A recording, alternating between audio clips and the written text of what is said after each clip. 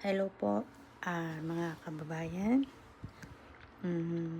Kung DDS ka man, pro-government, loyalista, pink lawa, at kung ano pang kulay. Pero ang masasabi ko lang, ang dugo natin lahat ay nananalaytay ay isang Pilipino. Pilipino tayong lahat. Nagkakaiba-iba lang tayo sa mga point of view, mga kagustuhan natin, mga makaupo sa posisyon. Ito lang ang aking masasabi doon sa pagkamatay ni Mima Alicia. Siya po ay hindi namatay ng natural death, kung hindi siya ay, sorry the term, siya ay tinegi. Yung iba natutuwa sa comment section na babasa ko, kaya minsan napapakomment din ako.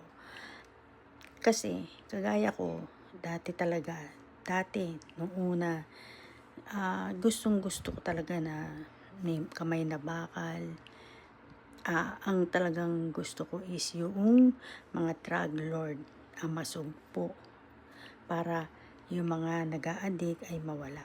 Kaso na parang naiba kaya hindi ko nagustuhan yung pamamalakad ng mga pulis noon. So ngayon naiba na, no.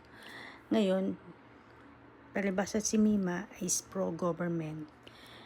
Ang daming nagsabi na deserve, buti nga sa kanya kasi kung ano-ano sinabi niya kay Digong, ganon. Pero minsan tanongin natin ang sarili natin, tayo ba hindi rin tayo nagsasalita ng hindi maganda sa kabila na yung pinagtatanggol ni Mima? Kasi hindi tayo pwedeng mag-counter-attack kung wala naman ginagawa sa iyo yung tao, di ba? Ngayon, kung hindi nyo nagustuhan yung mga sinasabi ni Mima, is iyon ay kanyang opinion. Yun yung kanyang saloobin sa kanyang binabatikos ng mga politiko na kagaya noong mga partido ni Duterte. Tapos, kayo naman, dahil nga inaatake ni Mima ang Duterte, kaya ganun ang sinasabi nyo sa kanya.